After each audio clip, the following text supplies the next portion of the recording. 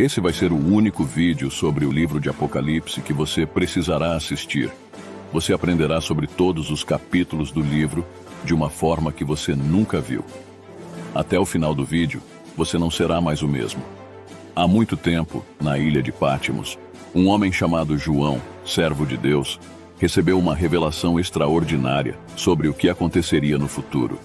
Deus enviou seu anjo para revelar esses eventos a João, que testemunhou a palavra de Deus e o testemunho de Jesus Cristo. João compartilha a mensagem com as 7 igrejas da província da Ásia: Éfeso, Esmirna, Pérgamo, Tiatira, Sardes, Filadélfia e Laodiceia. Ele os saúda em nome do Deus que é, que era e que há de vir, junto com os 7 espíritos diante do trono e Jesus Cristo, testemunha fiel e libertador dos pecados pelo seu sangue. A profecia destaca que aqueles que ouvirem e guardarem essas palavras serão abençoados, pois o tempo está próximo. João enfatiza que Deus constituiu seu povo como reino e sacerdotes para servi-lo. A visão prossegue com João sendo arrebatado no Espírito no dia do Senhor. Ele ouve uma voz como trombeta ordenando que escreva e envie mensagens para as 7 igrejas. Ao se virar, João vê 7 candelabros de ouro, e no meio deles, alguém semelhante a um filho de homem, com uma aparência gloriosa. A descrição desse ser é incrível. Cabelos brancos como a lã, olhos como chama de fogo, pés como bronze e uma voz poderosa. Em sua mão direita, ele segura 7 estrelas, e de sua boca sai uma espada afiada.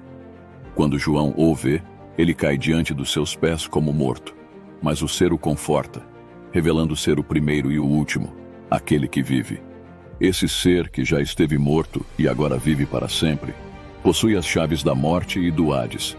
Ele instrui João a escrever as coisas que viu, tanto as presentes quanto as futuras. As 7 estrelas nas mãos do ser representam os anjos das 7 igrejas, e os 7 candelabros são as próprias igrejas. Na antiga cidade de Éfeso, uma igreja recebe uma mensagem especial. João escreve as palavras do Senhor, que segura as 7 estrelas em sua mão direita e caminha entre os 7 candelabros de ouro. A igreja de Éfeso é elogiada por seu trabalho árduo e perseverança, sua rejeição do mal e sua paciência nas tribulações. No entanto, é repreendida por ter abandonado seu primeiro amor. A exortação é clara: lembre-se de onde caiu, arrependa-se e retorne ao amor inicial, ou o candelabro será removido. A mensagem se desloca para Esmirna, onde a igreja é encorajada a permanecer firme em meio às aflições e perseguições. A blasfêmia dos falsos judeus é reconhecida, e embora enfrentem prisão e sofrimento, são encorajados a serem fiéis até a morte, pois receberão a coroa da vida. Pérgamo é o próximo destino da mensagem, onde a igreja é elogiada por permanecer fiel, mesmo em um lugar onde Satanás tem seu trono. No entanto, há reprovação pela tolerância para os ensinos de Balaão e dos Nicolaítas. Um chamado ao arrependimento é feito, com a promessa de recompensas para aqueles que vencerem. A viagem continua para Tiatira, onde a igreja é reconhecida por seu amor, fé, serviço e perseverança. No entanto, há críticas por tolerar uma falsa profetisa chamada Jezabel, que leva os servos à imoralidade e idolatria. O aviso é claro: ela será julgada, e aqueles que se arrependerem serão poupados. A promessa de autoridade sobre as nações é oferecida para os vencedores. Nossa jornada pelas mensagens de João às igrejas continua. Agora em Sardes, uma cidade onde a igreja tem fama de estar viva, mas na verdade está morta espiritualmente. O alerta é claro: fortaleça o que resta e esteja atento, ou será surpreendido como um ladrão na noite.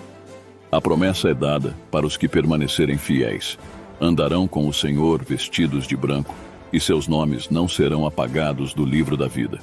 Em Filadélfia, uma igreja com pouca força física, mas que guarda a palavra do Senhor e não nega seu nome, é elogiada.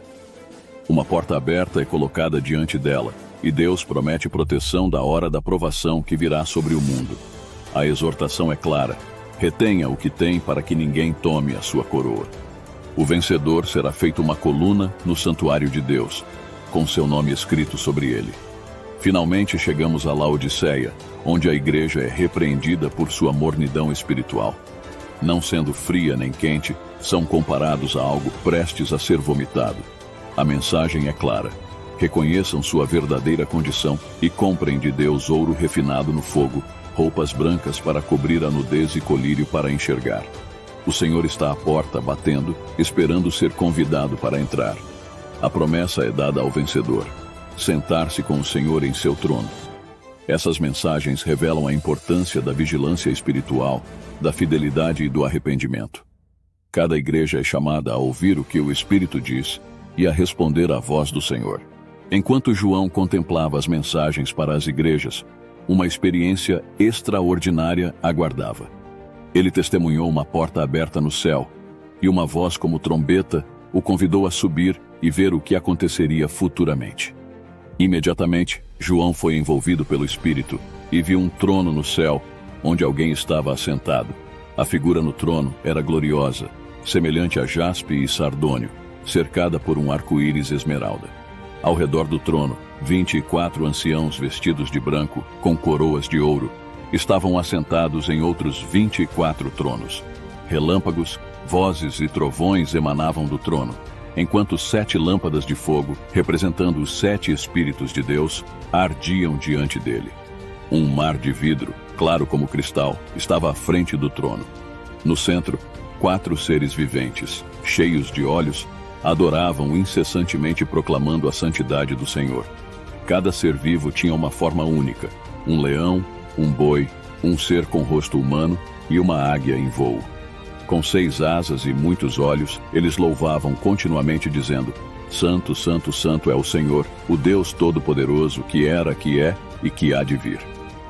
A adoração dos seres viventes desencadeava a reverência dos 24 anciãos, que se prostravam diante do trono, lançando suas coroas e declarando a grandeza do Senhor como o Criador de todas as coisas. Essa visão celeste revela a majestade divina e a constante adoração que ocorre na presença de Deus. João foi levado a testemunhar a grandiosidade do Senhor e a proclamar sua dignidade como Criador e governante eterno. João, ainda maravilhado pela visão celestial, viu na mão direita daquele que estava assentado no trono um livro em forma de rolo, selado com 7 selos, que continha o destino futuro da humanidade. Um anjo poderoso desafiou os habitantes do céu, da terra e debaixo da terra, perguntando quem seria digno de abrir o livro e romper os selos. No entanto, ninguém se apresentou, e João, sentindo a gravidade da situação, chorava por não haver ninguém capaz de revelar o conteúdo do livro. Um dos anciãos consolou João, anunciando que o leão da tribo de Judá, a raiz de Davi, havia triunfado e era digno de abrir o livro. Para surpresa de João, viu um cordeiro de pé no centro do trono, com 7 chifres e 7 olhos, simbolizando os 7 Espíritos de Deus enviados à terra. O cordeiro, que parecia ter estado morto, recebeu o livro da mão direita daquele que estava assentado no trono. Em um gesto de adoração, os 4 seres viventes e os 24 anciãos se prostraram diante do cordeiro, segurando harpas e taças de ouro cheias de incenso, simbolizando as orações dos santos. Um cântico de louvor encheu o ambiente, reconhecendo a redenção pelo sangue do cordeiro e proclamando que ele comprou para Deus pessoas de todas as tribos, línguas, povos e nações, constituindo-as como reino e sacerdotes. A visão se ampliou com a participação de anjos que circundavam o trono, os seres viventes e os anciãos, entoando um coro de adoração ao Cordeiro. Todas as criaturas nos céus, na terra, debaixo da terra e no mar, juntaram-se ao cântico, reconhecendo a grandiosidade daquele que está assentado no trono e do Cordeiro, atribuindo-lhes louvor, honra, glória e poder para todo o sempre. Os 4 seres viventes confirmaram com um amém, e os anciãos prostraram-se em adoração. Após a adoração ao Cordeiro, João testemunhou a abertura dos selos que continham eventos significativos para o futuro. Cada selo revelava uma parte do plano divino. No abrir do primeiro selo, um cavalo branco surgiu, e seu cavaleiro, coroado e empunhando um arco, representava a vitória. Era o início de um ciclo de eventos determinados a trazer triunfo. O segundo selo trouxe um cavalo vermelho, com um cavaleiro que recebeu poder para tirar a paz da terra, incitando conflitos e guerras. Ao abrir o terceiro selo, um cavalo preto apareceu, simbolizando escassez e carestia. O cavaleiro segurava uma balança, indicando a medida rigorosa de alimentos e a necessidade de cuidado com os recursos. O quarto selo revelou um cavalo amarelo, com o cavaleiro chamado Morte, seguido de perto pelo Hades. Receberam poder sobre uma parte da terra para provocar mortes por diversas formas, como espada, fome, pragas e animais selvagens. Ao abrir o quinto selo, João viu as almas daqueles que foram mortos por causa da palavra de Deus. Clamavam por justiça, e cada um recebeu uma veste branca, sendo instruídos a esperar até que se completasse o número dos que deveriam ser martirizados.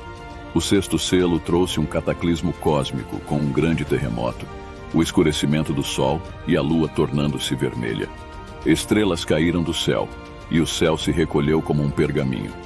Diante desses eventos assustadores, as pessoas, desde reis até escravos, buscaram refúgio nas cavernas, temendo a ira divina. Em sua angústia, clamavam as montanhas e rochas para que os escondessem da face daquele que estava assentado no trono e da ira do Cordeiro. Reconheciam que o grande dia da ira havia chegado, questionando quem seria capaz de suportar tal juízo.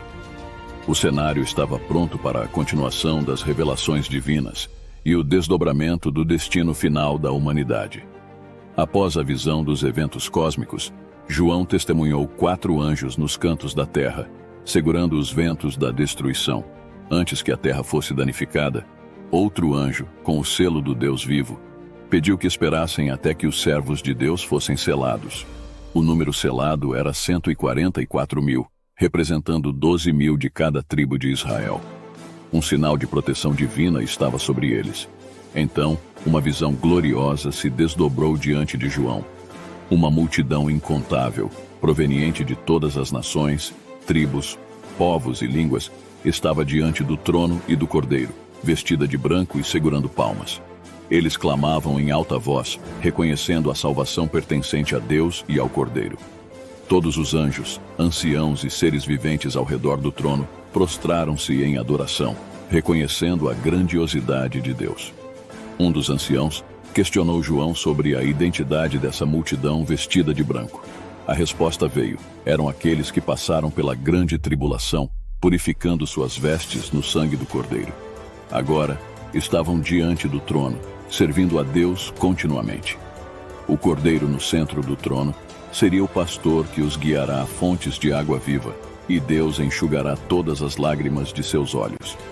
E assim, a visão profética de João revelou a promessa de paz e consolo para aqueles que permaneceram fiéis, apesar das adversidades.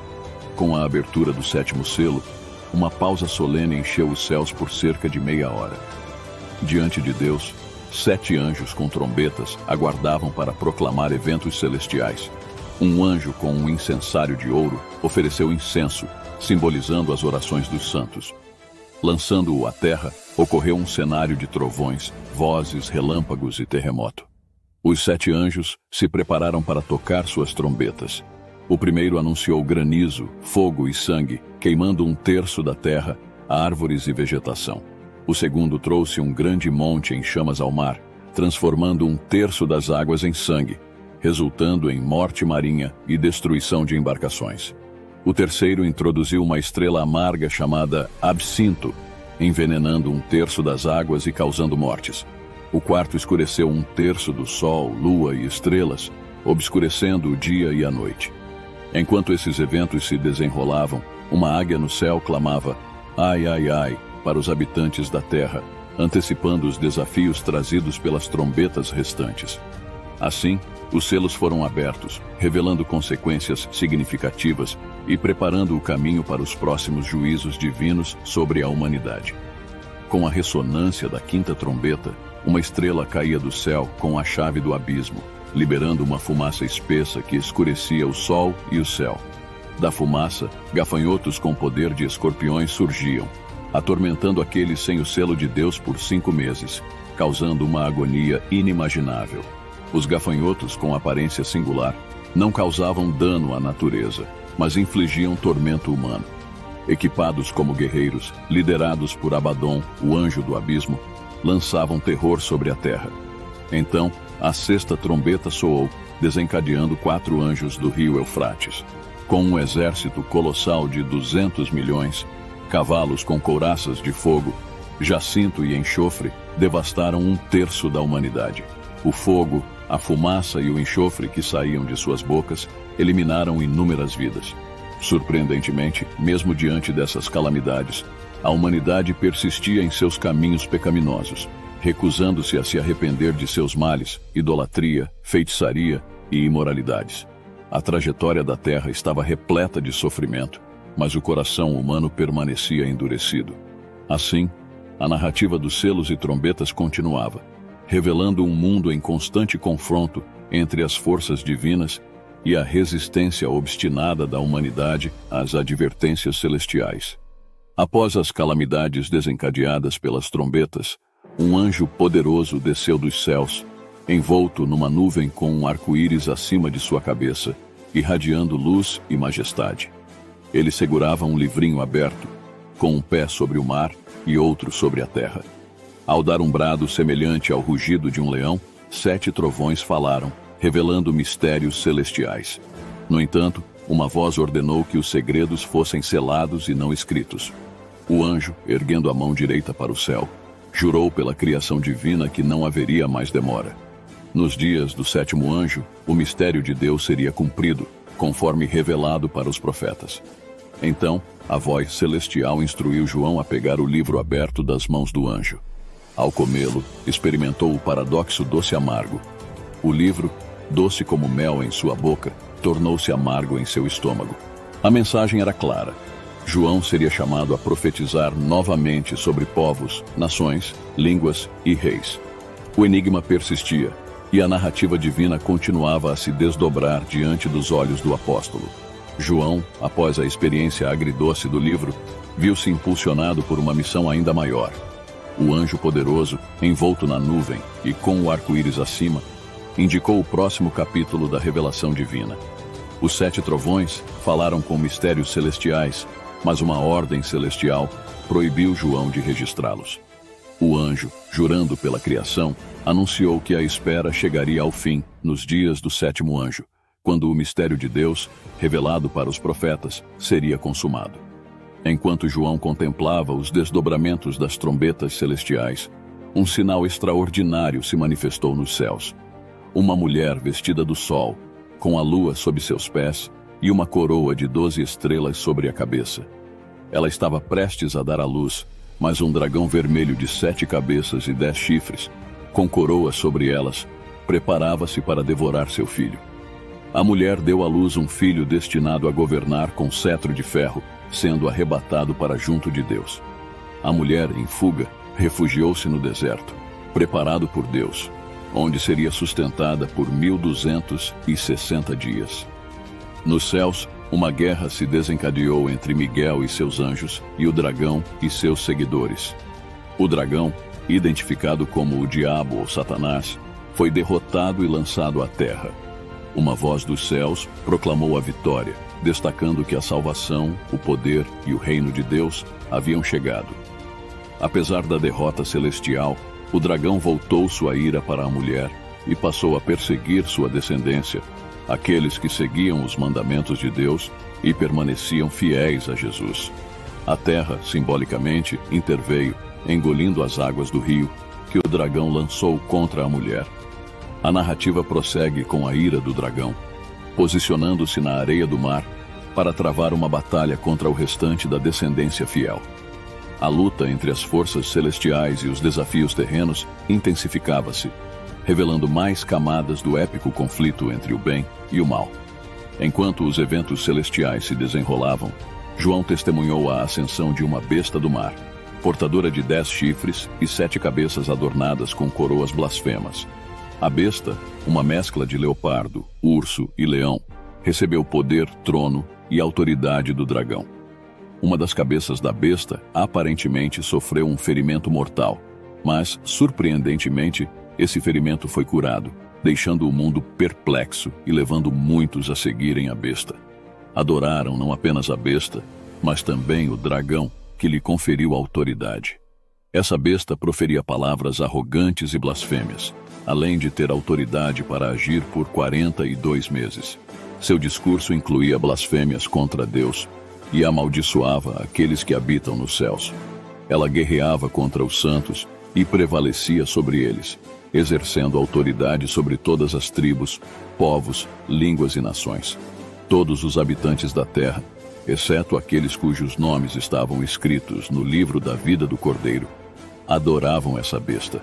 A mensagem de João enfatizava a necessidade de perseverança e fidelidade dos santos, mesmo diante de adversidades. Além disso, uma segunda besta surgiu da terra, com aparência de cordeiro, mas falando como dragão. Esta besta atuava em nome da primeira, levando os habitantes da terra a adorarem a besta ferida que miraculosamente revivera. Realizava sinais e milagres, incluindo a capacidade de fazer descer fogo do céu. Esta segunda besta ordenou a criação de uma imagem em honra à primeira besta e deu vida a essa imagem, forçando as pessoas a adorá-la sob ameaça de morte. A marca da besta, seja na mão direita ou na testa, tornou-se uma imposição universal para controlar transações comerciais. João então revelou um enigma: o número da besta, que é 666. Enquanto as forças do mal tentavam impor sua dominação, uma visão gloriosa se desdobrava diante dos olhos de João. O Cordeiro, em pé sobre o Monte Sião, liderava os 144.000, cujos nomes estavam inscritos na testa. Um cântico celestial ecoava, emanando como o som de muitas águas, enquanto os escolhidos entoavam um cântico único, reservado para aqueles que haviam sido resgatados da terra. Esses seguidores do Cordeiro, puros e imaculados, mantiveram-se castos e leais, resistindo às tentações do mundo. João viu a presença deles como uma esperança radiante em meio à escuridão apocalíptica. Logo após essa visão, 3 anjos surgiram no céu, cada um com uma mensagem vital. O primeiro proclamou o temor a Deus, anunciando a hora do juízo. O segundo anunciou a queda da grande Babilônia, a entidade corrompida que seduzira as nações. O terceiro advertiu sobre as terríveis consequências para aqueles que adorassem a besta e aceitassem sua marca. A voz celestial ecoava, incentivando a perseverança dos santos que permaneciam fiéis aos mandamentos de Deus e a Jesus. Então, uma nova visão se manifestou. Um ser semelhante a um filho de homem, coroado e segurando uma foice afiada, estava pronto para a colheita. Um anjo, saindo do santuário celestial, instruiu-o a colher a terra madura. Uma segunda foice foi trazida para colher as uvas da videira da terra, simbolizando o juízo final. O cenário épico culminou na cena impressionante do lagar da ira de Deus, onde as uvas foram esmagadas, resultando em uma corrente de sangue que se estendeu por uma distância surpreendente. Enquanto a narrativa apocalíptica se desdobrava, João testemunhou outro sinal nos céus: 7 anjos, portadores das últimas pragas que completariam a ira de Deus. Diante de um cenário impressionante, um mar de vidro misturado com fogo, os vencedores sobre a besta, sua imagem e o número do seu nome, estavam de pé. Seguravam harpas divinamente concedidas e entoavam cânticos de louvor. O cântico reverberava a grandiosidade das obras de Deus e sua justiça inquestionável. Os redimidos proclamavam a santidade do Senhor, antevendo um tempo em que todas as nações se curvariam diante dele. Então, uma visão celestial revelou a abertura do santuário nos céus, o tabernáculo da aliança. Vestidos em linho puro e resplandecente, os 7 anjos portadores das pragas receberam taças de ouro, simbolizando a ira de Deus. Um dos 4 seres viventes entregou essas taças para os anjos, enquanto o santuário se enchia da fumaça da glória de Deus. Um tempo de espera permeou o cenário celestial, indicando que ninguém poderia entrar no santuário, até que as 7 pragas fossem totalmente derramadas. A tensão aumentava, preparando-se para o clímax final, quando a ira divina se manifestaria em sua plenitude sobre a terra. O destino do mundo estava suspenso entre a justiça de Deus e a resposta humana diante das últimas provações. Com as 7 taças da ira de Deus em mãos, os 7 anjos preparavam-se para derramar juízos sobre a terra. O primeiro anjo despejou sua taça, e feridas malignas afligiram aqueles que tinham a marca da besta. A dor era intensa para os adoradores da imagem. O segundo anjo, com sua taça, transformou o mar em sangue, ceifando toda a vida marinha. Os rios e fontes também foram atingidos, tornando-se sangue diante da justiça divina. Uma voz celestial proclamou a justiça de Deus, retribuindo à humanidade conforme suas ações. A terceira taça trouxe o ardor do sol sobre os homens que, mesmo atormentados, recusaram-se a se arrepender. O quarto anjo despejou sua taça, concedendo ao sol poder para queimar os homens com fogo, mas, em sua obstinação, blasfemaram contra Deus. A quinta taça mergulhou o reino da besta em trevas, trazendo sofrimento e maldições.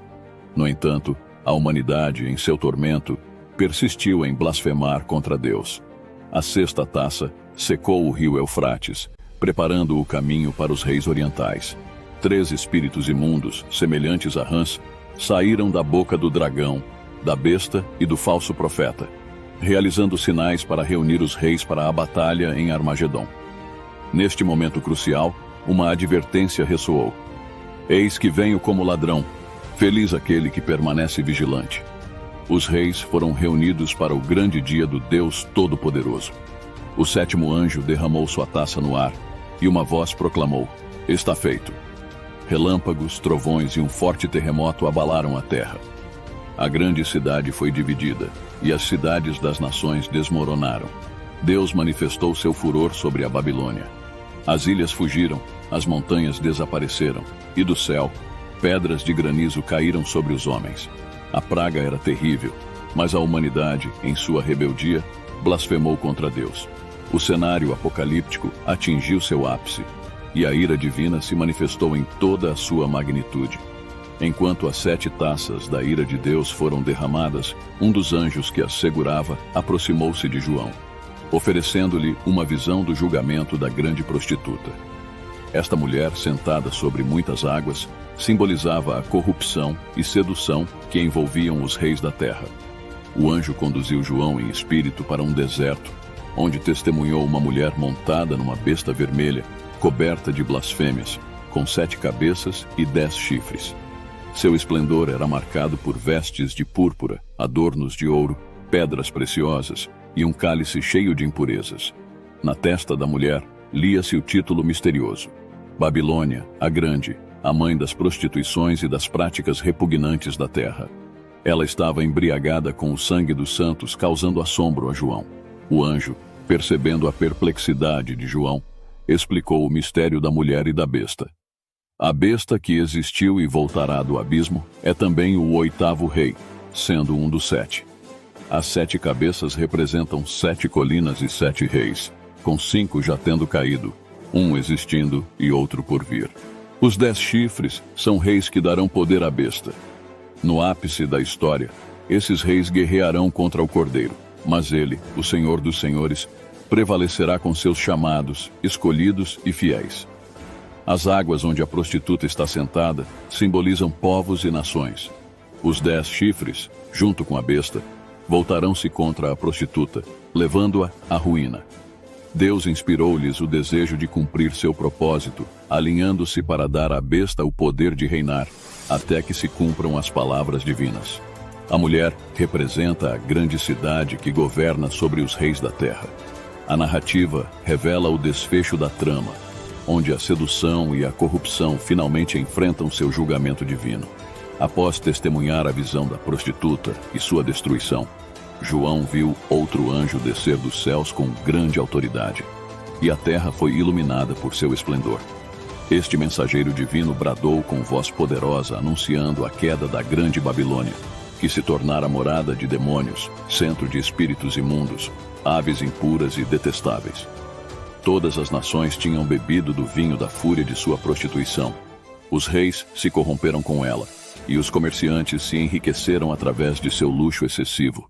Outra voz dos céus exortou: saiam dela, povo meu, para que vocês não participem dos seus pecados, para que as pragas que vão cair sobre ela não os atinjam. A ira de Deus recairia sobre a Babilônia, pois seus pecados se acumularam até o céu. A ordem divina era retribuir a Babilônia na mesma moeda, pagando-lhe em dobro pelo que fez. A cidade orgulhosa e luxuosa, que se vangloriava como rainha, experimentaria morte, tristeza, fome e o fogo devorador do julgamento de Deus. Os reis da terra e os negociantes, testemunhando a destruição da grande cidade, lamentariam sua perda.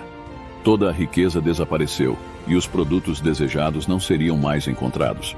O lamento ecoaria entre os habitantes do mar, os pilotos, passageiros e marinheiros. Um anjo poderoso, então, levantou uma pedra do tamanho de uma grande pedra de moinho, lançando-a ao mar como um símbolo da violenta ruína que aguardava a Babilônia. A cidade nunca mais seria encontrada. A luz da candeia, o som dos músicos e o ruído das pedras de moinho desapareceriam para sempre. Babilônia, uma vez centro de feitiçarias, testemunharia a desolação. Seus muros ressoariam com o lamento por todos os que foram assassinados, incluindo profetas e santos. Assim, o destino de Babilônia foi selado, e sua grandiosidade foi subjugada pela justiça divina. Após a destruição da grande Babilônia, uma voz nos céus ressoou como uma grande multidão, proclamando: Aleluia! A salvação, a glória e o poder pertencem ao nosso Deus. Os justos juízos de Deus haviam condenado a grande prostituta, que corrompia a terra e cobrara dela o sangue dos servos de Deus. Os 24 anciãos e os 4 seres viventes prostraram-se e adoraram a Deus, exclamando: Amém, aleluia! Uma voz do trono conclamou todos, pequenos e grandes, a louvar o Senhor. O som da multidão era como o estrondo de muitas águas e trovões, entoando: Aleluia! Pois reina o Senhor, o nosso Deus, o Todo-Poderoso. A alegria se espalhava, pois chegara a hora do casamento do Cordeiro, e sua noiva estava pronta, vestida com linho fino, brilhante e puro, representando os atos justos dos santos. Um anjo proclamou a bem-aventurança dos convidados para o banquete do casamento do Cordeiro. Mas quando João caiu para adorar o anjo, este o repreendeu, afirmando ser apenas um servo e orientando João a adorar somente a Deus. Então, João viu os céus abertos e diante dele apareceu um cavalo branco, cujo cavaleiro se chamava Fiel e Verdadeiro.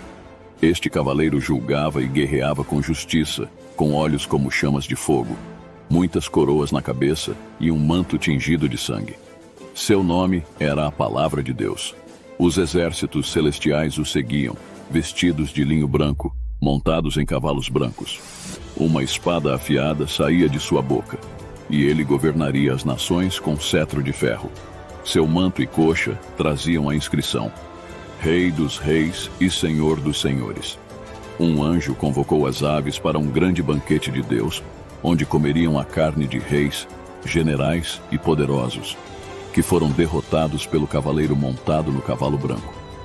A besta, os reis da terra e seus exércitos ousaram guerrear contra o cavaleiro e seu exército, mas foram derrotados. A besta e o falso profeta foram lançados vivos no lago de fogo, enquanto os outros foram mortos pela espada que saía da boca do cavaleiro. Todas as aves se fartaram com a carne dos derrotados. Assim, o triunfo do Cordeiro foi completo, e a justiça de Deus prevaleceu sobre os poderes malignos. Com a vitória sobre as forças malignas, um anjo desceu dos céus com a chave do abismo e uma grande corrente. Ele prendeu o dragão, a antiga serpente que é o diabo, Satanás, acorrentando-o por 1000 anos e selando o abismo, impedindo-o de enganar as nações durante esse tempo. Tronos foram estabelecidos, e aqueles com autoridade para julgar se assentaram.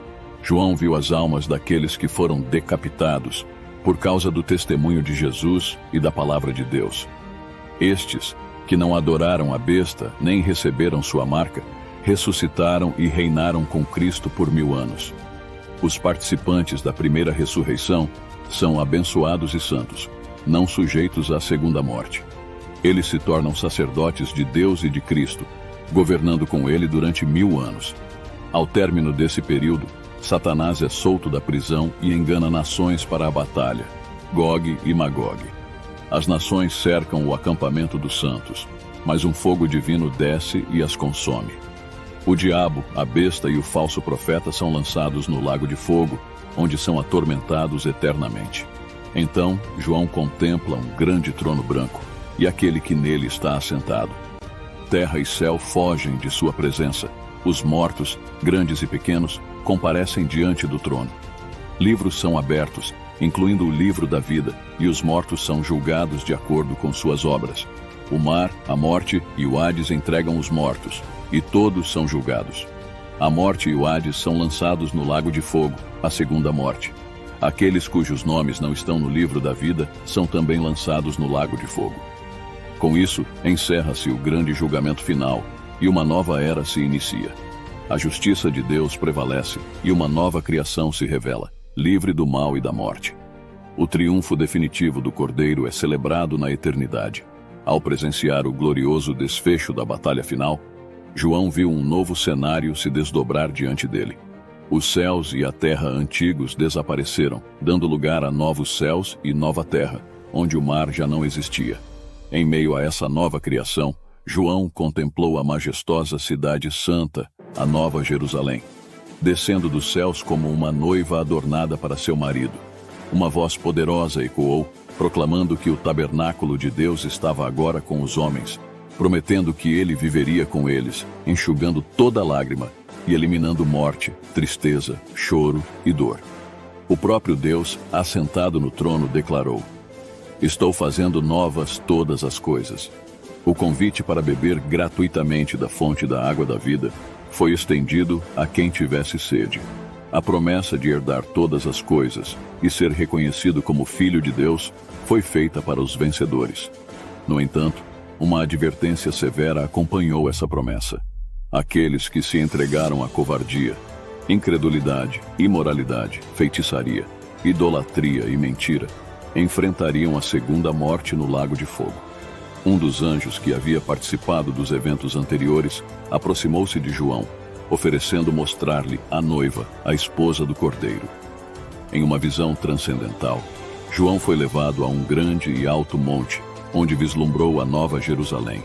A cidade resplandecia com a glória de Deus, com uma beleza comparável a jaspe, clara como cristal. Seu magnífico muro tinha 12 portas, cada uma representando uma das tribos de Israel, e 12 fundamentos, adornados com pedras preciosas, simbolizando os apóstolos do Cordeiro. O anjo, utilizando uma vara de ouro, mediu a cidade, revelando dimensões extraordinárias de 2.200 quilômetros em comprimento, largura e altura iguais. A rua principal era de ouro puro, transparente como vidro, e as portas eram pérolas únicas. Não havia templo na cidade, pois o próprio Deus e o Cordeiro eram o seu templo. A luz divina iluminava tudo, eliminando a necessidade de sol ou lua. As nações caminhariam em sua luz e os reis da terra trariam sua glória. As portas nunca se fechariam, pois não haveria noite, e nada impuro entraria, apenas aqueles cujos nomes estivessem no livro da vida do Cordeiro. Assim, a visão de João culminou na contemplação da Nova Jerusalém, uma morada eterna onde a luz da presença divina brilhava incessantemente sobre um povo purificado e redimido.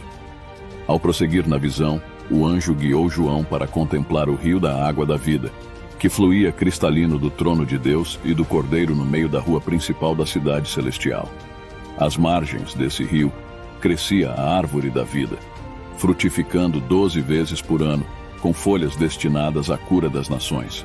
Uma transformação notável ocorreu na Nova Jerusalém. Não existia mais maldição, pois o trono de Deus e do Cordeiro estava firmemente estabelecido. Os servos de Deus o adoravam, contemplando sua face, e seu nome estava gravado em suas testas. Não havia noite na cidade celestial, pois a luz divina iluminava tudo, e os habitantes reinariam para todo o sempre. O anjo reforçou a veracidade e confiabilidade dessas visões, afirmando que Deus enviou seu mensageiro para revelar para seus servos as coisas que em breve aconteceriam. Um aviso solene ressoou: "Eis que venho em breve. Feliz é aquele que guarda as palavras da profecia deste livro." João, impactado por essas revelações, caiu diante dos pés do anjo, pronto para adorá-lo. No entanto, o anjo insistiu que João adorasse a Deus, pois era apenas um servo. Em seguida, o anjo enfatizou que o tempo estava próximo e que as palavras da profecia não deveriam ser seladas. A mensagem divina prosseguiu com a promessa da vinda iminente de Jesus. Ele se identificou como o Alfa e o Ômega, o primeiro e o último, oferecendo recompensa a cada um conforme suas ações. A felicidade estava reservada para aqueles que lavassem suas vestes, tendo acesso à árvore da vida e à cidade celestial. No entanto, do lado de fora da cidade ficariam os impuros, os feiticeiros, os imorais, os assassinos, os idólatras e os mentirosos. Jesus, a raiz e o descendente de Davi, conclamou todos a ouvirem e responderem ao convite. Vem! O Espírito e a noiva ecoaram o chamado, convidando todos os sedentos a beberem gratuitamente da água da vida. Jesus assegurou a autenticidade da profecia, alertando contra acréscimos ou subtrações do livro. Ele encerrou com a promessa: sim, venho em breve. Amém. Vem, Senhor Jesus. E assim, a visão de João culminou com a promessa da vinda gloriosa de Jesus, envolvida pela graça que ele desejava conceder a todos. O anseio pela chegada do Senhor ecoou como um hino de esperança, encerrando a revelação divina. Assim termina o livro de Apocalipse. Agora eu te pergunto, você quer viver na glória com Jesus ou quer ser condenado com a besta no inferno? Arrependa-se de seus pecados, recebe Jesus como seu Senhor e Salvador, para que você possa alcançar a coroa da vida e viver no novo céu e nova terra. Deus abençoe, curta o vídeo e se inscreva no canal.